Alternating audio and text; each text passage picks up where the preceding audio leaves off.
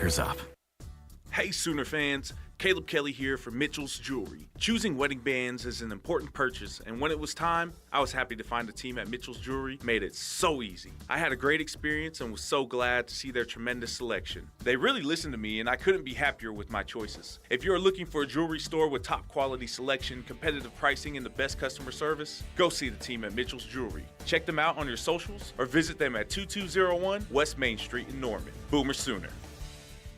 The sun sets, the open country. There's nothing better than being on the plains. But getting around, you don't need to get creative. What you need is an RTV from Kubota. And at Great Plains Kubota, we carry a wide variety of Kubota RTVs to fit your lifestyle. The speed and agility of a Kubota Sidekick to the hauling ability of the Kubota RTV X1130. When you need more than just an RTV, shop Great Plains Kubota and shop the brand that serves. Visit one of our nearest locations or online at gpkubota.com.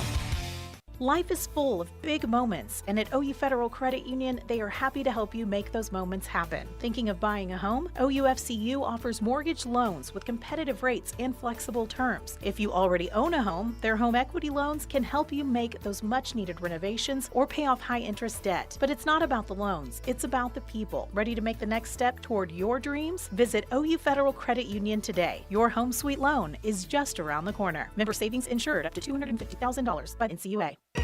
So you want to create your future, discover a path worth traveling down, find a career to get excited about. For decades, Moore Norman Tech has been training talented, skilled individuals, empowering them to step into a career that fuels not only their life, but the Oklahoma workforce. These individuals are the heartbeat of this state's economy. Individuals just like you. Create your future today at Moore Norman Tech. Hi, I'm Luke Settle, leading a team of dedicated insurance professionals alongside experienced pharmacists here at Sooner Pharmacy in Norman, Oklahoma. Medicare doesn't have to be confusing.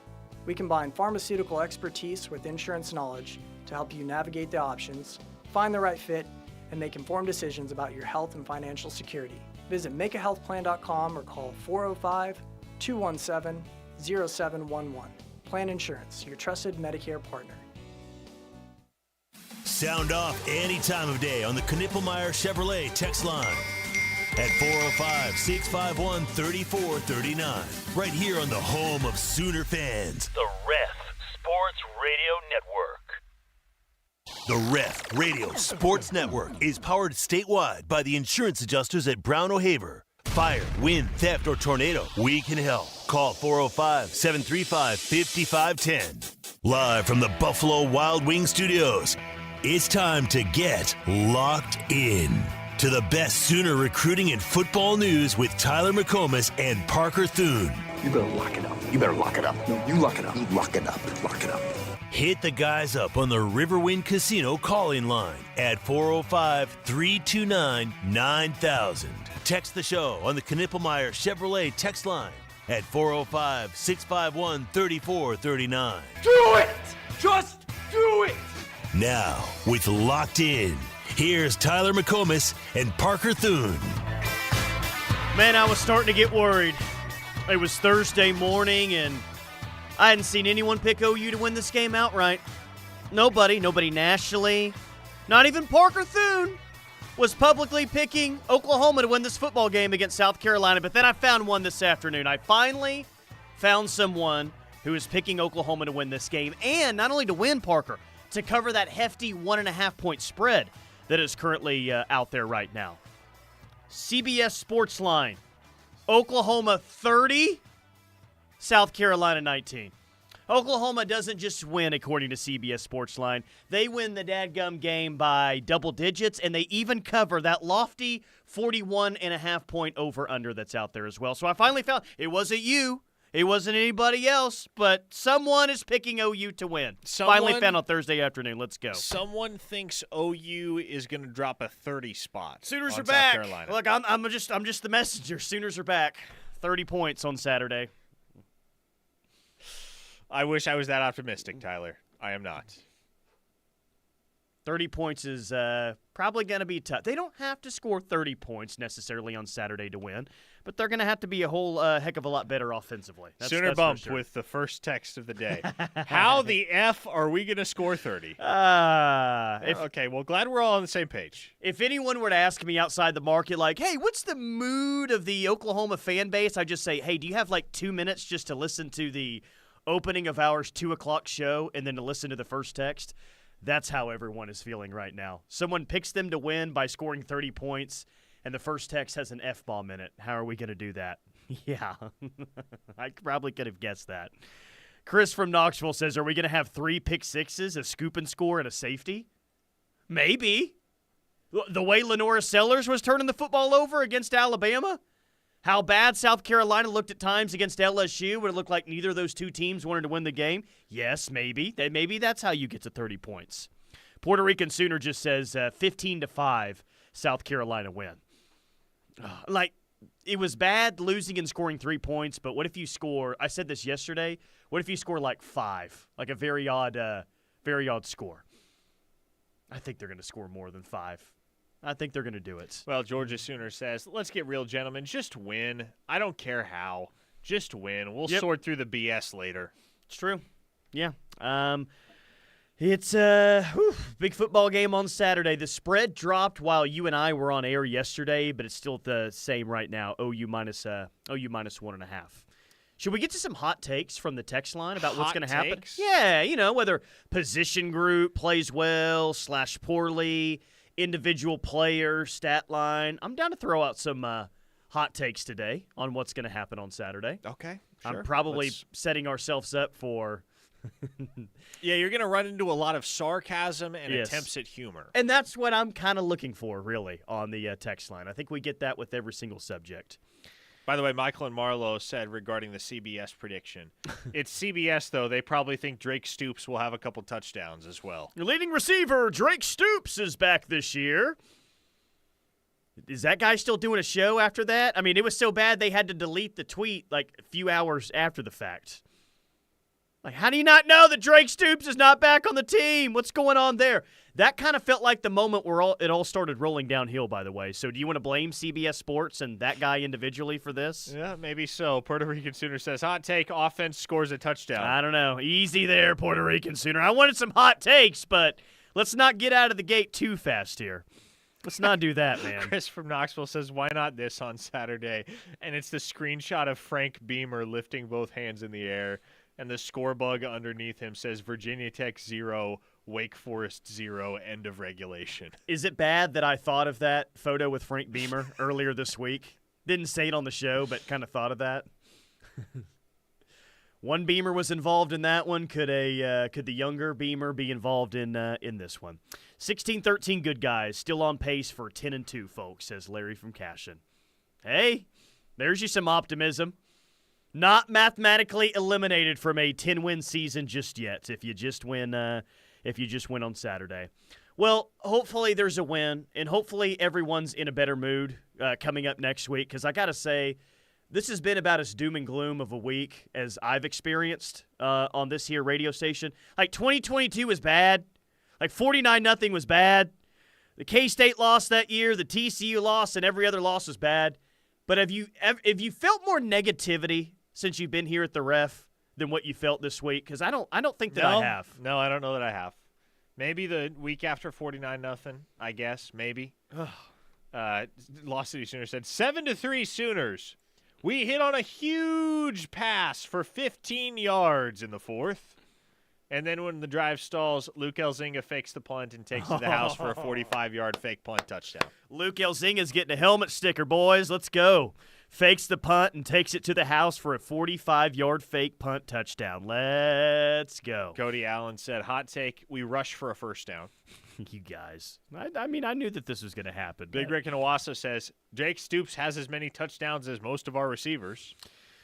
Yeah, I guess the stat still holds true. You know, the last time a wide receiver caught a touchdown pass for this team? Brennan Thompson in week 2. Brennan Thompson week 2 against Houston. Boy, that hurts. Let's go ahead and try and change that this weekend, huh? 917. This is like a manifesto here. I'd like to get, I know you guys got a lot to say, but sometimes it's hard to get through. I mean, that's like a 1,300-word essay right there. Yeah, we can't read essays. But the first sentence says, Vinny, Venny, I believe he's talking about Coach Venny Bulls there. Vinny coaching for his job this week, in a sense. So saying obviously he's not going to get fired after this year, but there is no way to be successful next year without somewhat riding the ship this season. Well, I think, and I can't believe that we're already having to bring this up, but 6 wins would do this program a lot of good for the extra practice time, would it not? Because you could be playing a lot of these first-year players next year. You're going to be, so an extra spring essentially would be nice. Yeah, you need those extra 15 practices in the worst way. A 918 listener says, if Hawkins still can't pull the trigger Saturday, they have to go back to JFA. Not entirely certain he just didn't need that second half break against Tennessee to clear his head, then go back to him. Yeah. You can't, Tyler. You can't do it. You can't go back to Arnold. At any point? You sure you can't? Unless it is incomprehensibly bad. But, like, if it's just a case where the offense is still kind of stuck in them, like, you have to avoid it at all costs, I guess is what I'm trying to say. You have to avoid making that switch at all costs. And it has to be kind of like the conversation we were having about Arnold at the beginning of the year. If you were going to switch from Arnold to Hawkins, it had to be indisputable, right? Absolutely indisputable that you had to make a change. It has to be absolutely indisputable, if you're going to change back. Yeah, I'm not going to rule, and I don't think you are either, to be fair. I'm not going to rule out 100% that Arnold doesn't play again this year, but kind of as we've mentioned, if Arnold plays, I think it's going to be because it's a critical part of the football game and the game is really, really close. Like I don't think Arnold comes in mop-up duty and he just burns his red shirt that way. Like if he burns the red shirt and like we'll see what happens the rest of the year. We still got the other half of the season left to play. It's felt like a long season already. We still got the other half of the season to play starting on Saturday. 6 more football games in the regular season. So I'm definitely not putting it at 0% that we see Jackson Arnold at some point, but I don't think it's going to be purely in mop-up duty. It'll be they decide to start him or something happens to Hawkins, he gets hurt, he's not playing well, and hey, we need you to go in there and help us win this football game. So I think that we could see Arnold again, and maybe that happens on Saturday. Hopefully not. Isn't it crazy? It felt like Hawkins has been the quarterback for a while now, maybe because it's felt like a long few weeks with the bye week in between. This is his first home start ever. It's been two games. 2.5 games of Michael Hawkins.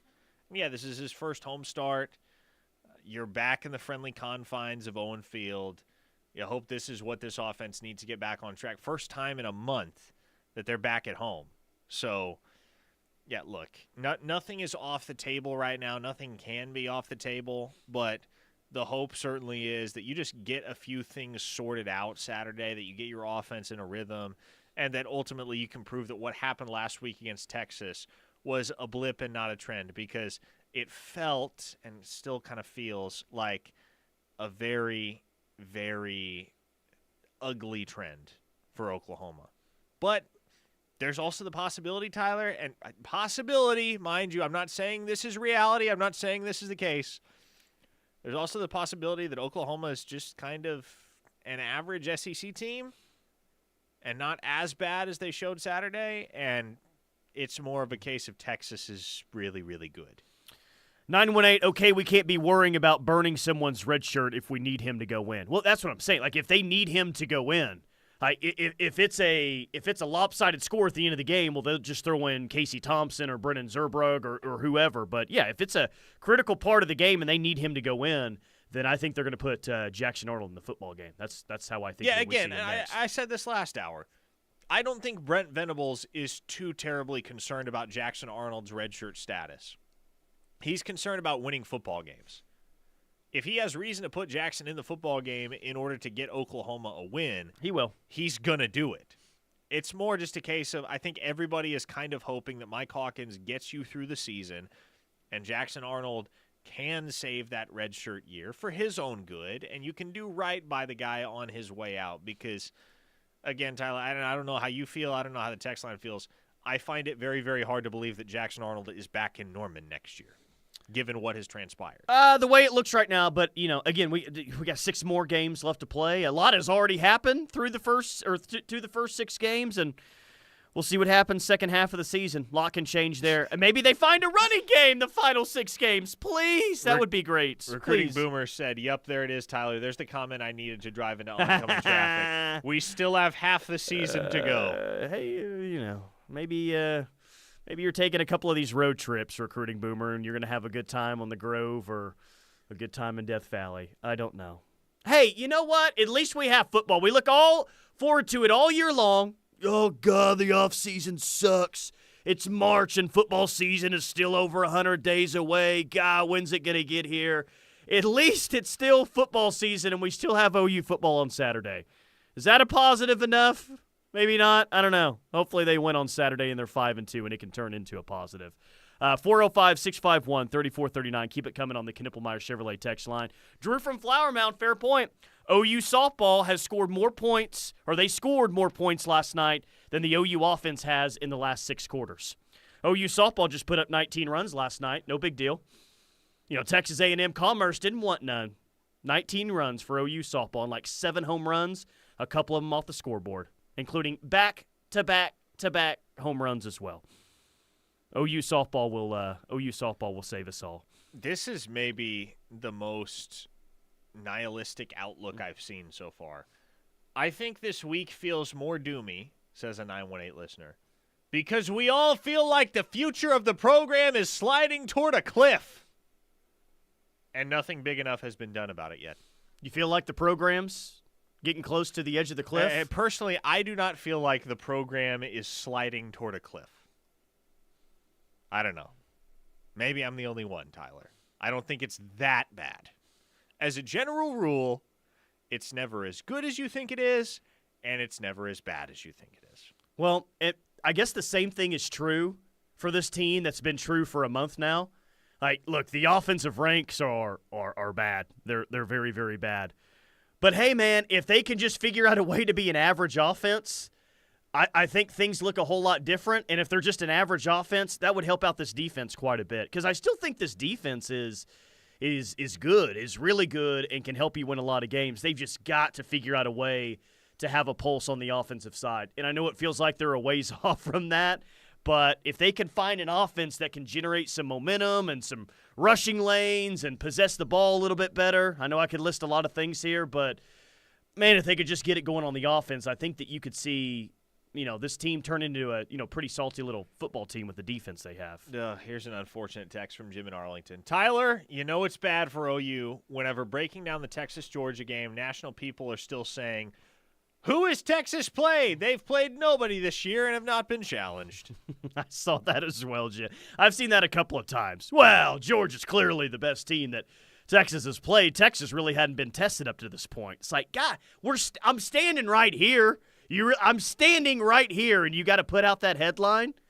I also saw the headline today, Josh Pate saying that, how did he phrase it? I think he said that Texas is the new Georgia, which that's awesome news for the Austin Police Department if Texas is the new Georgia, but I don't think he was talking about off the field. I think he was talking about actually on the field. Oh, man. Tyler, the unfortunate reality of the current situation in college football is that Texas looks to be pretty clearly the best team in the country.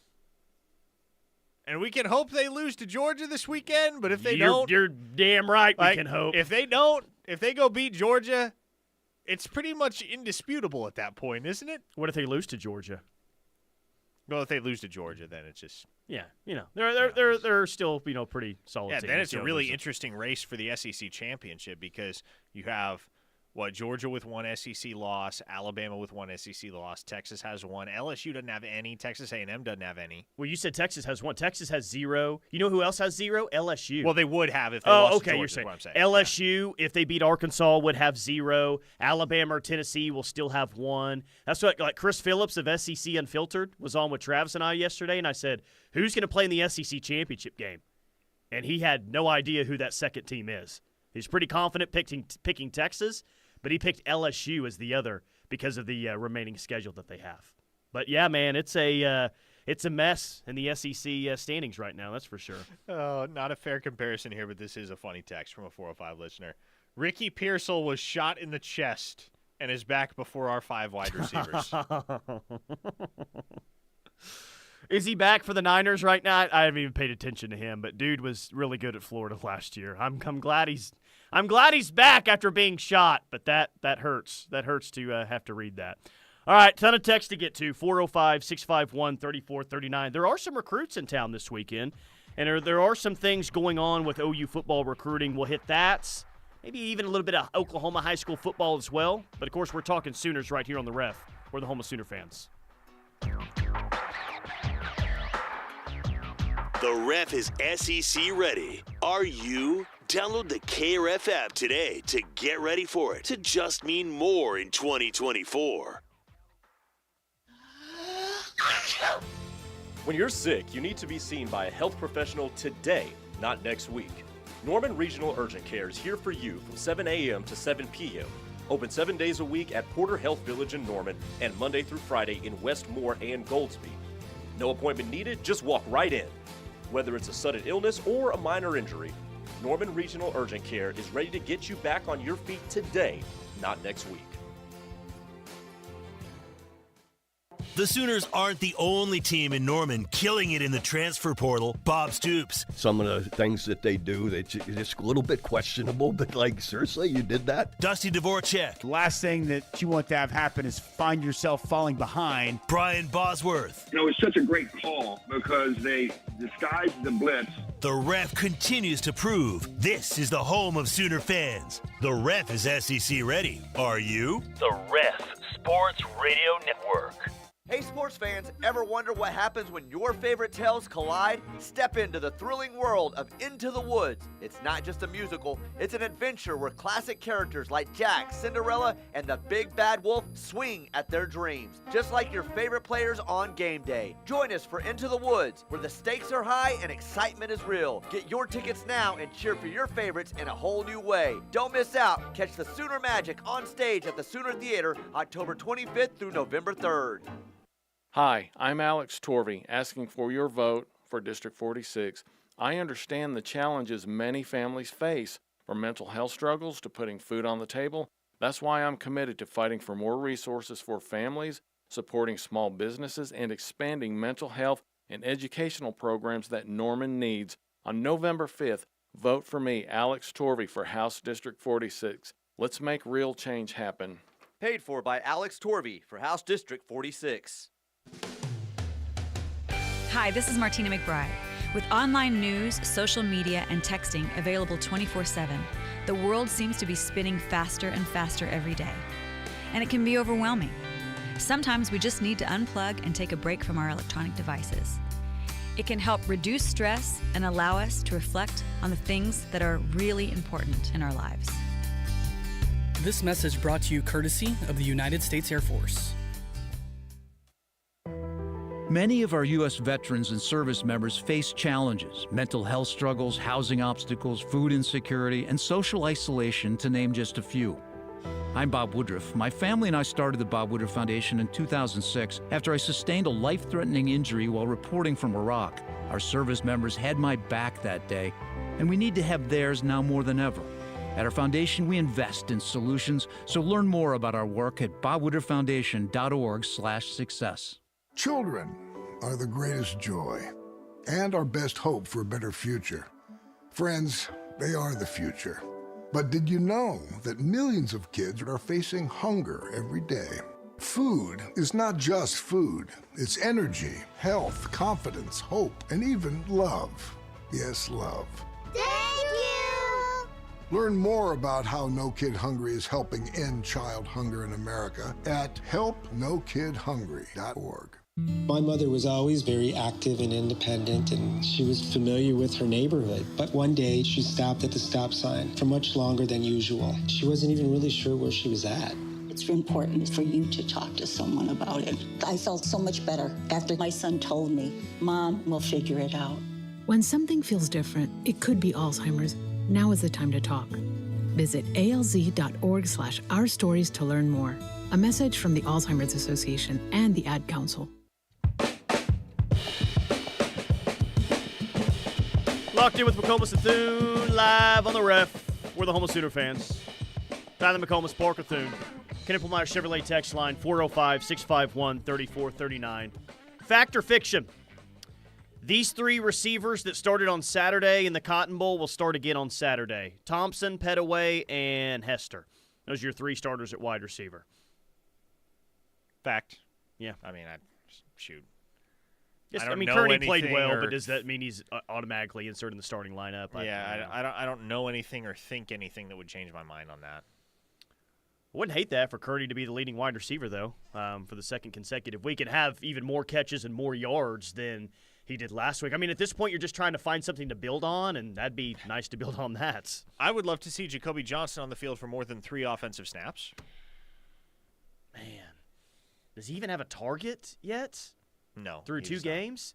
I mean, I saw him on defense. He was out there on defense on Saturday. 7 snaps on defense, 3 snaps on offense. So at what point do you say, I don't – it's one of many questions that we have about the offense, but it'd be nice to – against a defense this is a good South Carolina defense, man. By the numbers, and we know what they have with their pass rushers, and be able to find something positive coming out of this game and that you could build on would be extremely nice, man. That's for sure.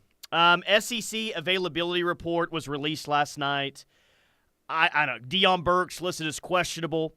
Cade McIntyre listed as questionable. Sam Franklin, running back, listed as questionable.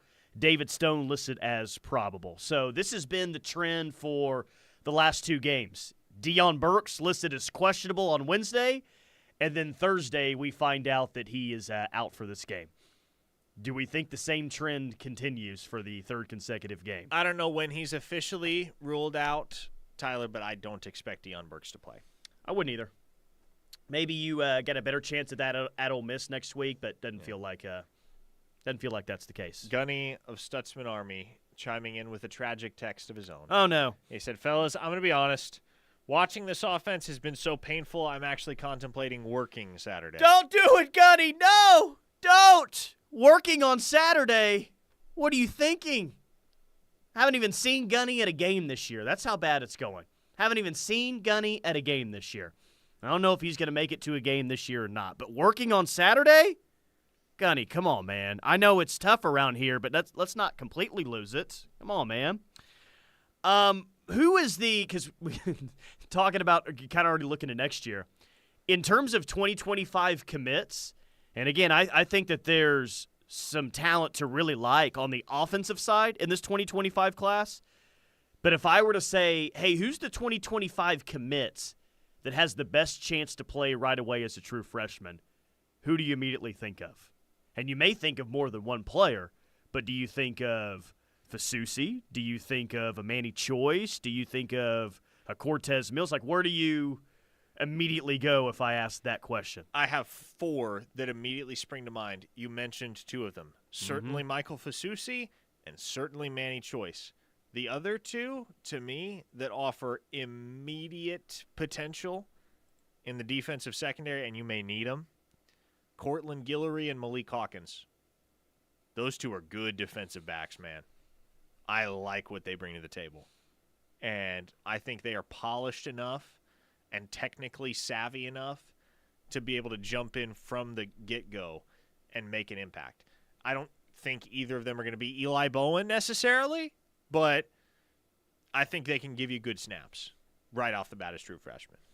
Yeah, well, you have if I dare mention a positive, positive warning here. I don't want to just throw a positive out at you guys and everyone freaks out. I at least want to give you a 10-second warning to it.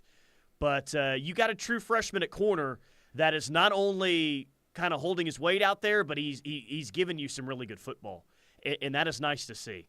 Like, a true freshman at corner against an offense like that where Sark can scheme and do some different things and put corners in some tough spots. Eli Bowen is more than holding his own out there. And if I do dare offer up a positive, Eli Bowen is showing some early signs that he could be your next big-time corner here. That's kind of what I've seen so far from him. He looks like a really good player. He's not playing like a true freshman. No. And that, it's one thing to play well as a true freshman, but for instance, you can play well as a true freshman and still play like a true freshman. Perfect example right now, Taylor Tatum. He's the example, I think. Taylor Tatum is a true freshman who is playing well and also playing like a true freshman. Eli Bowen is playing well and playing like a seasoned veteran out there. When you look at how effectively he is tackling, the plays he's making in coverage, the way that he's staying right on the hips of those wide receivers when he's tasked with man coverage out there against a guy like Ryan Wingo or a guy like Silas Bolden. Very, very impressed with Eli Bowen so far. In terms of visitors this weekend, I did see, who was it, James Carrington, who released that he's going to be visiting. And he's a big-time D lineman in the 2026 class out there in Vegas. Carrington's coming in. Caleb Burns is coming in. And, of course, the other big one, as we mentioned yesterday, is the lone official visitor of the weekend. And that would be four-star Highland, Utah offensive tackle Austin Peay. Where do we feel on Thursday about Austin Peay? It's that, hey, OU has a chance this weekend, especially if he's visiting, but BYU is going to be really tough to beat in the end. BYU will be tough to beat. However, the very fact that he hasn't committed to BYU yet is more than enough to solidify the belief that Oklahoma does have a very real chance. And trust me, they're not giving the kid an OV if they don't feel like they have a very real chance. Yeah, and it is definitely interesting that Austin Peay hasn't already committed to BYU, because this is the best start that BYU's had since, you might say Zach Wilson's last year at BYU, but BYU wasn't playing the same level of competition that season as they are now. And not to say that BYU's played a murderer's row, but at least they're in a power conference, and they weren't at that time. So BYU has it rolling. It feels like this is as much momentum as they've had maybe in a while with their program. Their coach, Kalani Sitake, came into the season, I think, on a bit of a hot seat. And if he hadn't committed to BYU, because BYU got off to a tough start and it looked like, hey, they're probably going to fire Kalani Sitake at the end of the season, then I could understand if he hadn't committed to BYU yet.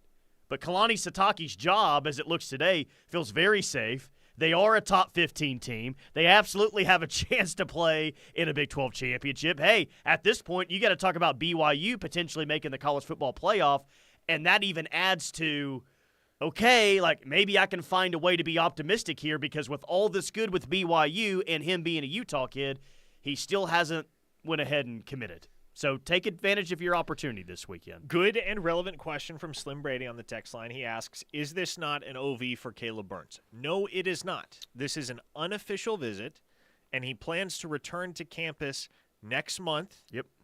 The Alabama game in particular for his OV. So this will be Caleb Burns' first visit. It will not be his official visit. And that was big from the beginning. And I think it still is today, clearly, if he plans on not just taking one but two visits, because he went to Oregon last weekend. You know they're going to impress on the Oregon visit. They had that epic game, the epic win over Ohio State. Oregon got to show the best of what Oregon has to offer in that environment there at Austin Stadium. But the fact that he planned initially to take two visits, the one before unofficially, the next officially, has always been a good sign for OU. And it'd be a really good add to this backer class for sure. Dante in McKinney says, what's the over-under on lost offensive commits from this 25 class? 0.5.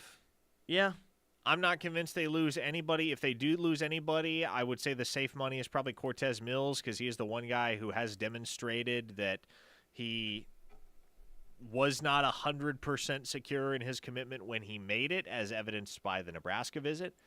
So I don't think they're on the verge of a torpedo hitting this 2025 class by any means. Yeah, I mean, it doesn't always have to work out that way. Like, some kids are committed because, well, the assistant coach or their position coach or whoever was recruiting them. Like, yes, there are times where a kid commits and that team starts to go south and they start to look elsewhere. Like, yes, that has clearly happened before. But I think another good example of you don't have to go 10-2 to keep an entire recruiting class. This is Auburn's best recruiting class that they've had in a while. according to Rivals, they are the number 4 overall class in the country, the Auburn Tigers, with, top 5 class, and how many they don't have any 5 stars. They got like 24 stars.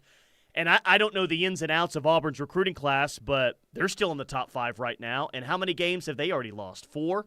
I think they're 2-4 right now. So sometimes, it does work out that way, but it doesn't always work out that way with every single kid. I will say a lot of Auburn's commits are very handsomely paid for. Oh, I have no doubt about that. That is certainly true. A 405 listener says, BV says Burks practiced at 80% a couple days ago, yet he can't progress further. None of this makes sense.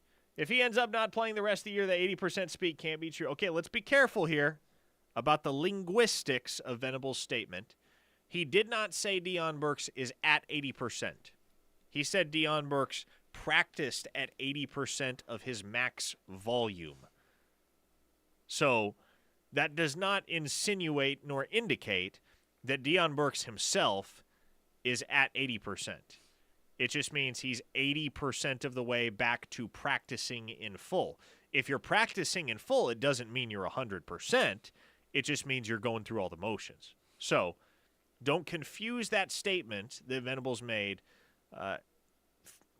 Don't take it for anything other than what it is, which is Venables telling you he's close to being able to be a full participant in practice. He is not there yet, though.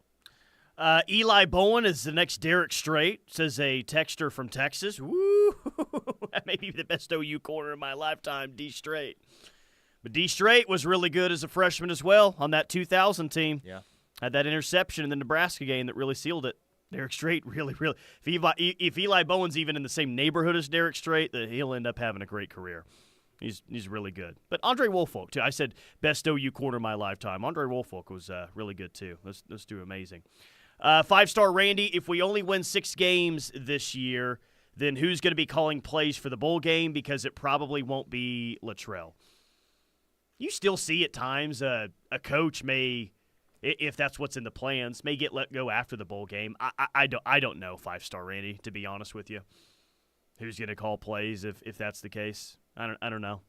Zach from Guthrie says, I don't even care about 5 stars anymore. Let's go get some tough 3 and 4 stars that have something to prove and won't sit on their ass for a month when they get dead leg during a play. It always ultimately comes back to the 3 and 4 versus 5-star discussion. And as we brought up earlier in the week, well, I kind of like having 5 stars. I'd like to have the best of both worlds. 5 stars that feel like they still have something to prove, because there's a lot of 5 stars out there as true freshmen right now that are playing extremely well. We saw one last week in Ryan Wingo, and we're about to see one this week that South Carolina has coming off the edge. Jeremiah Smith is a really good player at Ohio State. I mean, I see what you mean, Zach from Guthrie. The development's got to be better, but I think Michael Fasusi is going to have a chance, a 5-star, to have a really good career here. And he's a guy that will probably have a chance to get some serious playing time pretty immediate. A lot of Nick Anderson questions on the text line right now. What questions specifically about Nick Anderson? Is he going to the league after this year? What's up with Nick Anderson? Look, Nick Anderson's older brother is Rodney Anderson, and you would expect that he takes a cue from his older brother, because his older brother would probably be the first to tell you that he tried to make the jump to the league too early and under the wrong circumstances at that, because he tore his ACL in 2018 and then decided at the end of the year, okay, I'm going to enter the draft. He ended up getting drafted in the 6th round, did not last all that long at all in the league. And so Nick Anderson could enter the draft and probably be a late round selection for what he did in 2023. If he were to come back to Oklahoma in 2025 and produce for a full season, and I think quash some of the questions about his injury-prone nature, then you're talking about a guy that, based on his skill set, is at worst a day 2 pick. But that's what he has to prove. Like, what would be the number 1 label on Nick Anderson if he were to go to the league this year? And maybe maybe he does, but what would be the number 1 label on Nick Anderson? So, not only just injuries, soft tissue injuries, right? Can we trust him to consistently stay healthy? And it's tough to spend a draft pick. I don't care what round it's in. And not to say that the potential's not there with Nick Anderson. It obviously is, but it's tough to spend a draft pick on someone who hasn't been really healthy throughout their entire career. So I hope he comes back next year and he has the year that we're all waiting on him to have. That feels like that needs to happen for him. All right, we got one more segment left and locked in, 405-651-3439. A lot of text to get to. We'll get to more recruiting and back to OU South Carolina as well right here on The Ref. Hey, this is Luke Elzinga, and you're listening to The Ref, the home of Sooner fans. Fowler Automotive is proud to be a part of your community, where our passion and values lie far beyond the showroom. We believe that families, sports, art, and culture are at the heart of every thriving community, and it's important to us that we help build the communities that our dealerships call home. Stop by any of our 6 Oklahoma dealerships to see the Fowler Standard hard at work. We pride ourselves on being friendly, helpful, honest, and fair. This is what drives us every day. Fowler Automotive, a proud partner of OU Athletics. Oh my Nosh, how good is that food? Come taste the talk of the town at Nosh in Moore and enjoy a meal from their all-day brunch and lunch menu on Tuesday to Friday from 11 a.m. to 3 p.m. or Saturday and Sunday from 10 a.m. to 3 p.m. From tea parties to birthday and holiday parties, Nosh has something for everyone. Call 405-676-6674 to cater your next game day party, business event, or visit their website at noshinmore.com. When it comes to vaping, the truth can get clouded. So let's make it clear. Vaping is not safe for youth. Because vaping can put microscopic particles into your lungs. And dangerous things like metals into your body. And nicotine, which can harm a person's brain development through their mid-20s. With appealing flavors, high nicotine levels, and lots of promotion on social media. Many kids think vaping is harmless, but it's not. So talk to your kids about the risks of vaping. Because when you talk, they hear you. Learn more at underagedrinking.samhsa.gov. Mama, what does the chicken say? Dog. Cat. Giraffe. Giraffe, really? Giraffe. You're not going to get it all right. Just make sure you nail the big stuff, like making sure your kids are buckled correctly in the right seat for their age and size. Get it right. Visit NHTSA.gov/the right seat. Brought to you by the National Highway Traffic Safety Administration and the Ad Council. It's football time in Oklahoma, and it's the perfect time to build your dream home with K&B Homes. Whether you're in the OKC Metro or beyond, they offer flat fee pricing with no hidden surprises. Bring them your game plan or choose one from the K&B playbook. They will bring your dream home to life with custom woodwork and your personal touches. Make the winning call today with K&B Homes. Call them today at 405-808-9005 or visit kbhomesllc.com to kick off your project. Needing some electrical upgrades around your house? Don't do it yourself. Instead, trust the experts at Wade Electric. Wade Electric has been family owned and operated for over 50 years and is committed to the highest level of service and safety. Whether it's a remodel or new construction, our qualified installers can help. Service changes, LED lights, security or ambiance lighting, electric car chargers, or backup generators, we do it all. Leave it to the experts at Wade Electric. Call 405-329-1940 to speak with one of our trusted professionals today. Did the recent storms damage your home and roof? Call All American Roofing today. All American Roofing has been repairing and replacing roofs for over 40 years and is a second-generation locally owned roofing company. They are also a Google guaranteed contractor and offer free inspections. Our roofers are GAF Master Elite contractors with a BBB A+ rating. Call All American Roofing today at 405-787-0400. All American Roofing, the best roofing company in Oklahoma. 405-787-0400. Hey, I'm Reba McEntire. Growing up in Oklahoma, I had big dreams of becoming a successful country music singer. But I also knew the odds were against me and that I needed an education to fall back on. Studying never got in the way of my dreams. In fact, school gave me lots of opportunities I wouldn't have had otherwise with my career. Please stay in school and try your best. You never know where a good education might take you. This message is brought to you by the U.S. Air Force.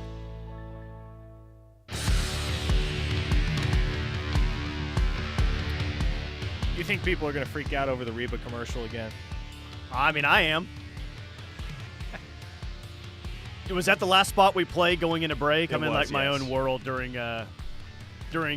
breaks. Okay, so there wasn't immediate steam coming out of your ears when you heard Reba? It's probably a good thing I didn't hear it. I'm trying to remember exactly what it says there at the end. Stay in school. Stay in school. Try your best. Try your best. Hook 'em horns. She might as well say that at the end. I mean, that was crap, dude. It's all this time, Reba, all this time, and you never mentioned one time that maybe you like Texas. There's a reason why, you know? She kept that secret her entire career and built up her name and built up everything. And then now, like not when she's trying to make her way up, now is when she throws it on us that she's a Texas fan. I feel betrayed. I feel betrayed. Dorsey Jones Buick GMC in El Reno is bringing you this hour of Locked In. Their low-pressure environment creates an enjoyable experience for everyone, and their sales staff is knowledgeable and eager to assist you before and after the buying process. They have all that and incredible pricing as well. Dorsey Jones Buick GMC in El Reno. And I bet you they wouldn't sell a car to Reba McEntire either. Chris from Knoxville with a great text. A good education wouldn't lead me to Longhorn fandom, Reba. Exactly. Well said, Chris.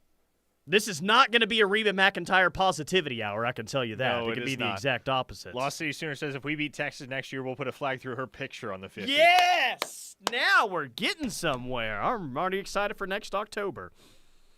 405, why would you ever have one of her commercials on KREF? That commercial's been running as long as I've been here. That commercial has been in the rotation a long time. Zach from Clinton, Oklahoman's going to cancel Reba like they did Zach Bryan.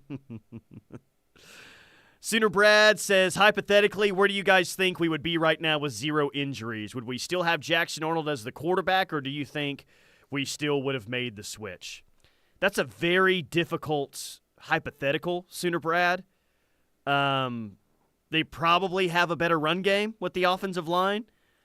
I would imagine that they would have a better pass game with the wide receivers. I would guess Jackson Arnold is still the quarterback with no injuries. But that is, if you want to throw out a hypothetical, I'll throw out a guess.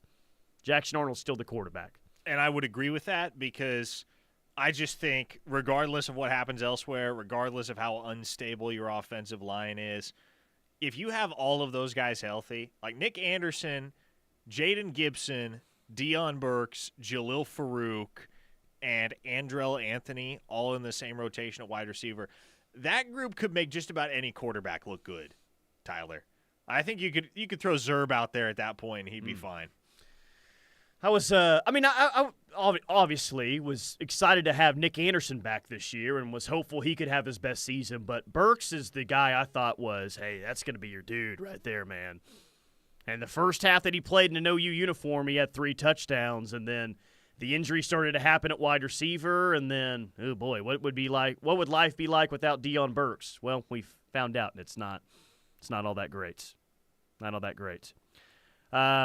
Keep them coming. 405-651-3439.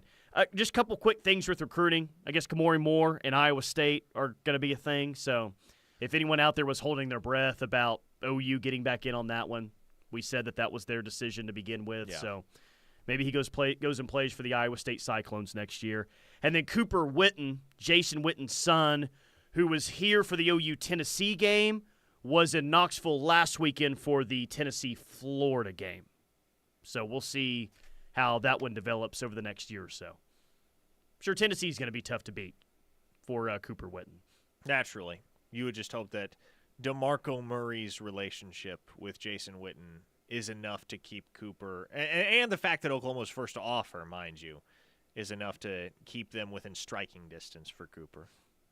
I do think if it's not Tennessee, it's probably Oklahoma right now for Cooper. Yeah. Tommy says get her off Sooners radio. A lot of Reba dislike/hate going on the Knippelmeyer Chevrolet text line right now. What's the game on Saturday that you're most interested in? Outside of OU, South Carolina, of course. Were you going with the Texas-Georgia game? You don't even have to add that. Like, you don't even have to take that out of my answer wasn't going to be OU, South Carolina. Oh, okay. Bummer. The game I'm most interested in, frankly, is Georgia, Texas, because has to be. I want to know whether Texas is actually the best team in the country, and if they win against Georgia, again, Tyler, unfortunately, it's pretty indisputable at that point that they are the best team in the country. Fascinated at that game. Fascinated at Alabama and Tennessee.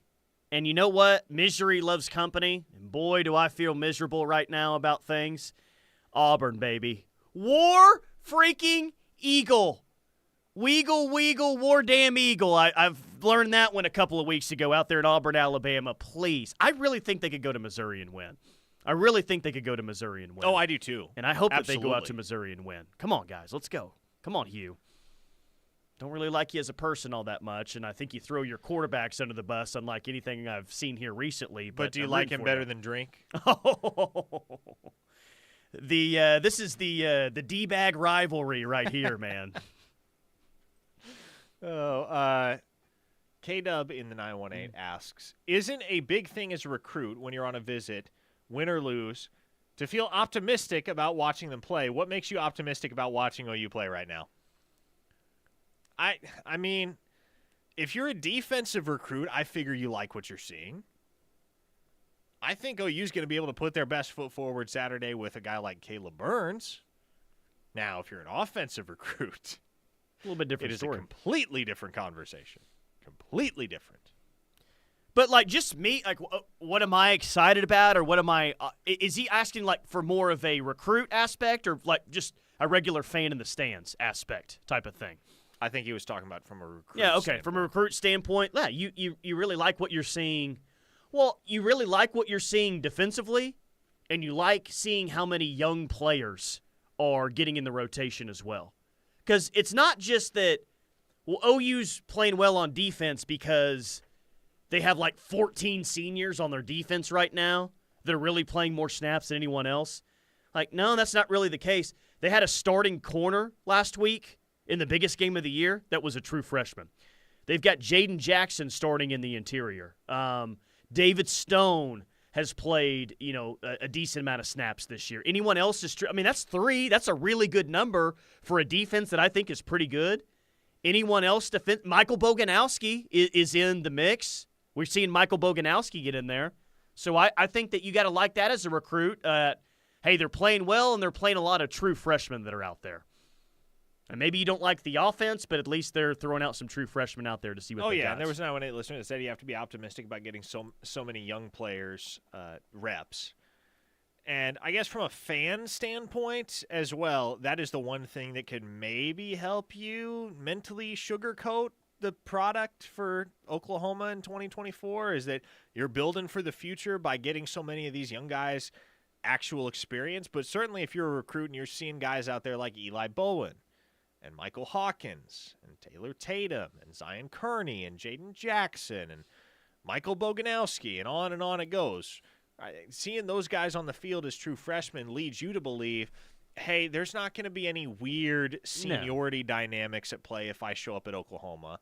If I come here and I ball out, they're going to get me on the field. 2025 Crootin rankings, by the way, just to run those down real quick. Ohio State is at number 1 by a pretty decent margin right now. Bama's at 2, LSU's at 3, Auburn is at 4, Texas at 5, Georgia at 6, Oklahoma at 7, Miami at 8, A&M at 9, USC at 10. Then some other SEC programs.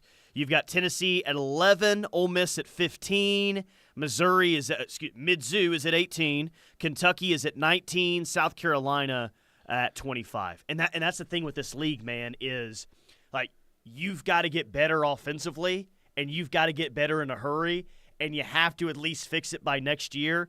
But, man, the teams on your conference, the teams on your schedule next year, they're bringing in incredible talent too. This is not the Big 12 anymore, man. No. And we knew that. I mean, that's not news to anyone. We knew that. Florida Sooner says, you guys need to stop with Texas being the best team in the country. Everybody said the same thing about Tennessee after they beat the crap out of OU, and they've been pedestrian ever since. Beating the crap out of OU will be more common than not common by the end of the season. Nobody deserves any credit for that. First off, I didn't feel like Tennessee beat the crap out of OU. That was a 25-15 game. And you're a 2-point conversion away from being able to kick the ball deep with less than 90 seconds remaining and still potentially get the ball back with a minute left to go drive down the field and tie the football game. So Tennessee, I would not say they beat the crap out of OU. Texas did. Oh, yeah. The way that Texas beat Oklahoma was a far cry from the way that Tennessee beat Oklahoma. And I don't believe anybody was, and maybe this is selective memory, maybe I'm just spacing, I don't know. At least locally, I can't recall anybody saying of Tennessee after the game, oh, yeah, that looks like the best team in the country. No, there was a whole article written about me saying the exact opposite, and Tennessee fans were ripping me for like 10 days. I'm like, guys, it played like 10 days ago. Why are you still listening to this? And I said, I don't see Tennessee as a national title team this year, but maybe in Nico's like third year or something, that could be the case. Like, I don't know why that was a story, but it was. Whatever. Hey, I'll tell you what was good today, and that was Scratch Kitchen and Cocktails. It was. Being the restaurant of the day, bringing in food today. 132 West Main Street in Norman. Brady Sexton is the man over there at Scratch. Good dude. Like him a lot. And he and the team over there at Scratch make some amazing food and some amazing cocktails as well. They got new fall cocktails launching next week, daily lunch specials, cocktail and beer, happy hour specials. The only smash burger in Norman with local beef from No Name Ranch. I am a huge smash burger fan. I did not know that Scratch had a smash burger. I need to go try that out. Interesting. So before the game, after the game on Saturday, highly suggest you go check out Scratch Kitchen and Cocktails. In fact, I'll give you an SEC celebrity that tried out Scratch throughout the summer. You know who went over to Scratch on July 1st, SEC Day? Paul. I was about to say. Paul. He went over there. Paul or Greg Sankey. I didn't know which direction you were going. I saw photos with Paul out there at Scratch Kitchen and Cocktails, 132 West Main Street in Norman. Go check them out. Case and K says recruits will be optimistic on the offensive side of the ball. Oklahoma always fixes problems, and history backs that up. By the way, Oklahoma beat Oklahoma, not Tennessee. There's a large degree of truth to that. A large degree. Border Sooner says, let's start the rumor now. Sark to the Cowboys. Let Jerry pluck him from Austin. Maybe that slows them down. I've seen people try to generate that rumor this week, like, Mike McCarthy's getting fired. You heard it here first. You didn't hear it from me, though, but you heard it here first. Steve Sarkisian will be the next head coach of the Dallas Cowboys. Do people realize that Sark is making a ton He ain't of leaving. money? He ain't leaving, dude. Why? He ain't leaving to work for that maniac either. Like, there's no chance. Senile maniac, too. How much is Sark making right now? He is making $10.6 million this year. He's the third highest paid head coach in college football. Yes, $10.6 million American dollars. Mike McCarthy isn't making that much. No. I don't think he's making anywhere close to that much. You know what? I don't follow NFL head coach salaries. Is that as publicly known as college football head coach salaries? Yes. Is it? I believe so. I mean, obviously you follow college football more than NFL. Yeah, but. in some cases it's easier. Like, nobody knows Muleshoe's exact salary because USC doesn't have to disclose that some as a schools private don't. institution. Right. And Lord knows, Muleshoe isn't disclosing anything he doesn't have to disclose. Jeez. Postal Sooner, Georgia is the best team in the country. Georgia 34, Texas 27. I would very much like that result, Postal Sooner. Hey, you know what's another good thing that happened? I've run out of good things, so I don't know. I said mine already. I finally got my upset pick right in the Ref Royal Rumble. Oh, baby. yeah. UTEP, was that their first win of the year? First win of the year for the Miners, baby. I had them +7. Who'd they play last night? Back in the game, baby. It was Florida International. FIU just wasn't ready for the UTEP Miners. Helped that they knocked out the starting quarterback and then the backup, too. So maybe OU should try that. Have they thought of that yet? Bounty Gate? Like Bounty Gate on Saints? Lenora Sellers. Take him down. Right, just throwing it out there. I don't know. The headshots. Michael Budanowski off the edge. Rush is coming up next. Keep it locked on the Ref.